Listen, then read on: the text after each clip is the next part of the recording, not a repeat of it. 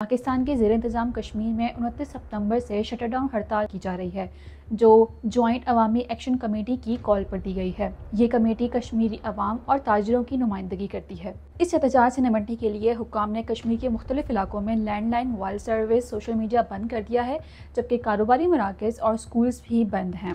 Kashmir joint action committee نے اپنے charter of demand میں 38 مطالبات سامنے رکھے ہیں، جن میں حکمران اشرافیہ کی مراعات میں کمی کا مطالبہ، پاکستان میں آباد کشمیری مہاجرین کے نام پر مخصوص 12 اسمبلی نشستیں ختم کرنے کا مطالبہ بھی شامل ہے۔ کمیٹی کا کہنا ہے کہ صرف وہ مہاجرین اسمبلی میں نمائندگی پائیں جو کشمیر میں رہائش پذیر ہیں۔ کمیٹی کا یہ بھی الزام ہے کہ پاکستان کی حکومت ان مہاجرین کی سیٹوں کا سیاسی فائدہ اٹھا کر کشمیر کے بجٹ کے فنڈز غیر قانونی طور پر منتقل کر رہی ہے۔ کمیٹی کا یہ بھی مطالبہ ہے کہ اگر پاکستان رینجرز کی فورس تعینات کی گئی تو اسے ریاست پر بیرونی حملہ سمجھا جائے گا۔ اس کے علاوہ مطالبات میں مفت علاج اور تعلیم کے سہولیات فراہم کرنا، آٹے اور دیگر ضروری اشیاء سستی اور بجلی کے بل کم کرنے کا بھی مطالبہ شامل ہے۔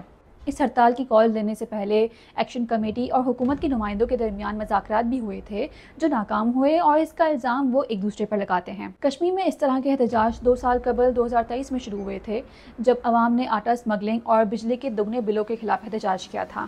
بعد میں مظاہرین اور پولیس کے درمیان کئی روز تک جھڑپیں ہوئیں، کئی لوگ ہلاک ہوئے اور گرفتاریاں بھی ہوئیں۔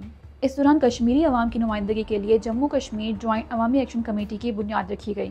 بعد میں پاکستان کی حکومت نے $8.30 کروڑ کی سبسڈی کا اعلان کیا اور کشمیر کی حکومت نے آٹے اور بجلی کی قیمتیں کم کرنے کا نوٹیفیکیشن بھی جاری کیا، جس کے بعد احتجاج ختم ہو گیا تھا۔